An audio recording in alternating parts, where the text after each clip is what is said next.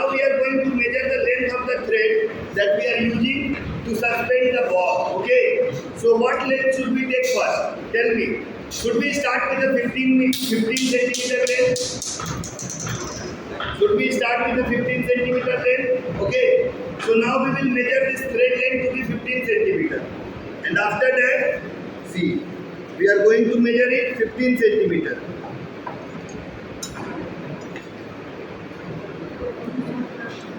So we will put this mark here and we will take it to be 15 centimeter. You can see here it is 15 centimeter. Okay, there should be some error, but we are neglecting those.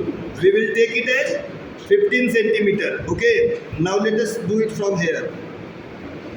So it is around 15 centimeter. You see, now we will put a mark on this thread on this 15 centimeter length. We will put a mark here with a marker and we will suspend the bob at this mark end. Okay, so this is the marked end of the thread, and now we are going to suspend the bob with the help of this thread at the marked length. So first of all, we will have to cut this thread. So we have cut it, and now we are going to suspend this bob up to the marked length. Okay. So see it very carefully. We have marked this thread, and we are going to suspend it up to this marked length. You see here. Come close, come close. You see this marked end on the thread? We will suspend the bob exactly on the marked end and we will tie it here.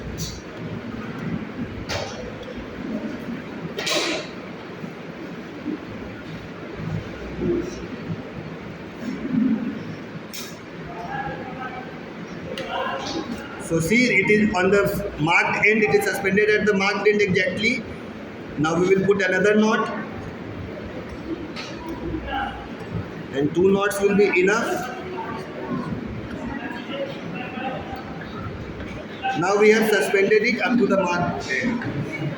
So this is a 15 centimeter length and we have suspended it with this bob with this 15 centimeter length thread. Now we are going to take another thread. This time the thread length we are going to take is 4 times this length. So tell me, what is the 4 times of 15 centimeter? What is 4 times of 15 centimeter? 60 centimeter. 60 times 60 centimeter is 4 times 15 centimeter. Come close. Now we are going to take length of what? 60 centimeter.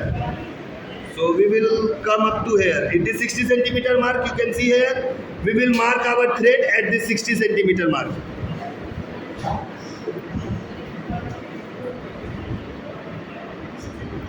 So we have marked our thread at 60 centimeter length.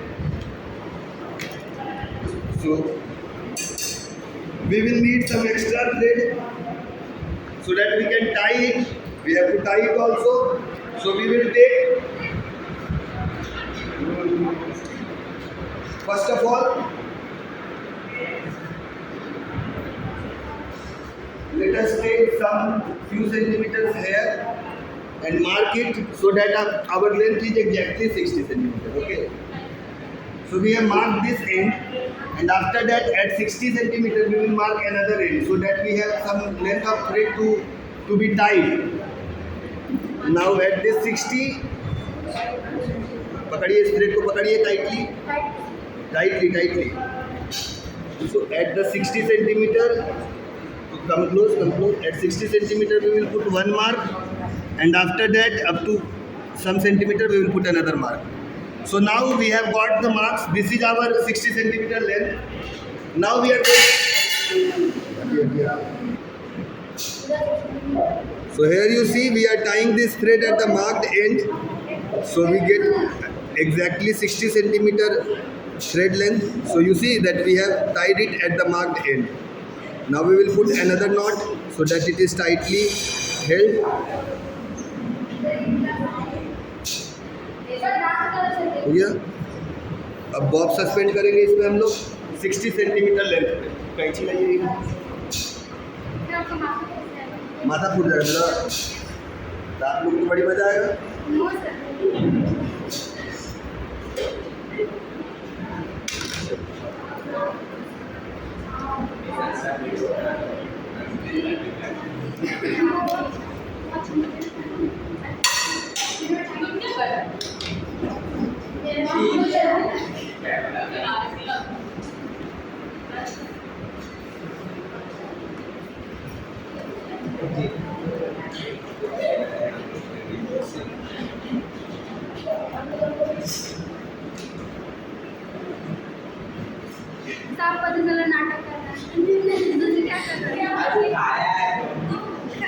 Silence.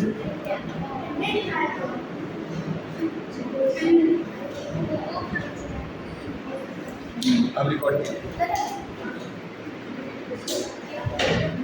can see a simple pendulum. In this pendulum, the length of the thread is 15 centimeter, and in this pendulum, the length of the thread is 60 centimeter. We have taken the length to be 4 times of this length. Here it is 60 centimeter long, and here it is 15 centimeter long. Now we will look at their time period. Okay, we will count some 10 or 20 oscillations. Okay, after that we will calculate the time, that how much time it takes for completing the 20 oscillation, and after that we will divide it into 20. Not doing now, later. Okay, just I am showing it. So we will count 20 oscillation, and after that we will start timer. We will put a stopwatch here, and we will start the timer. We will exactly stop the stopwatch at the end, at the completion of 20 oscillation.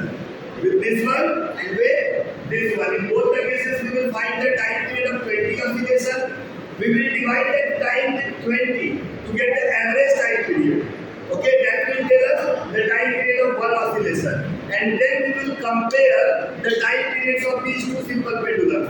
For that, we will need a stopwatch. So I am bringing a stopwatch for you. Stop that video. Very curious students, she is Aradhya from class 7, and she has a doubt. What is her doubt? She just remarked here that, sir, the mass of this bob is more, whereas the mass of this bob is less. You can see, come here. You can see this bob is smaller inside and this bob is bigger inside. Okay, so they have got different masses. So her doubt is that whether the mass of this bob will affect its time period. Is your doubt? So let me clear this. Come here and see this formula. Look at this formula. T equal to 2 pi root under L upon T. So time period is 2 pi times root under L upon T. Do you see mass M anywhere in this formula? Is M present anywhere in this formula? No, M is not present. That means what? That means T does not depend on the mass of the bob. It only depends on the length of the string, and it depends on the value of this G, acceleration due to gravity. This value keeps on changing. This value is different at equator, this value is different at poles, this value is different when we move at a height, this value is different when we move at a depth. Okay? When we go down the earth, when we move up the earth, when we are at poles, when we are at equator, this G changes. Okay? So this time period is going to depend only on this G and this L. One more thing, come closer.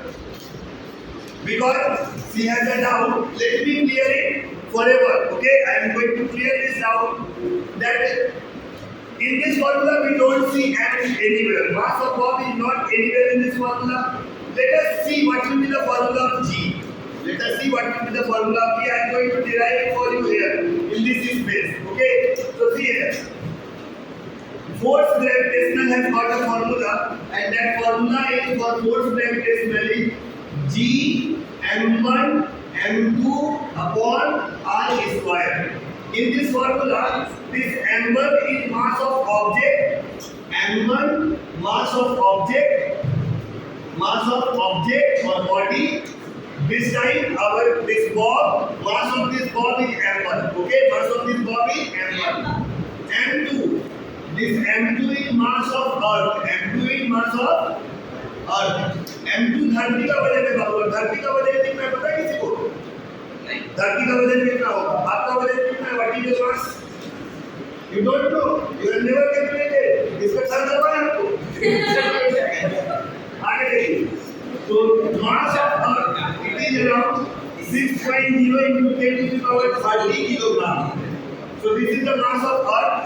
6 into 10 raised to the power 30 kilogram. Okay. And what is this R in this formula? R is your distance between the two objects. Distance of separation. This is distance of separation. Distance of separation. And what is this capital G? This capital G stands for it is universal gravitational constant. Universal gravitational constant. It is universal gravitational constant and it has got some value. Its value is 6.65 into 10 to the power minus 11 and it got also some unit. So I am writing here its value is 6.65 into 10 to the power minus 11 and unit will be what? Unit will be Newton meter square. Newton meter square per kilogram square. Per kilogram square.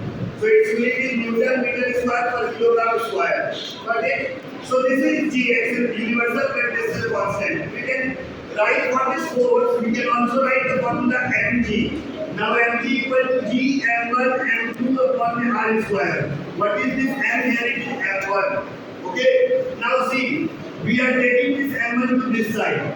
Now we are left with G here and this side what happens? G m1 m2 upon m1 r square. You see m1 got cancelled out. So G is finally G m2 upon r square. So do you see in the formula of G anywhere m1? What was m1? m1 was the mass of the ball. m1 was the mass of the ball. Do you see in formula of G there is no m1? So G also does not depend on the mass of the object. Got it? ये G भी मास पर निर्भर नहीं करता है, G भी मास पर निर्भर नहीं करता है. आप मास कम लीजिए ज्यादा लीजिए वो आपका उससे कोई फर्क नहीं पड़ने वाला. अंडरस्टूड? क्लियर?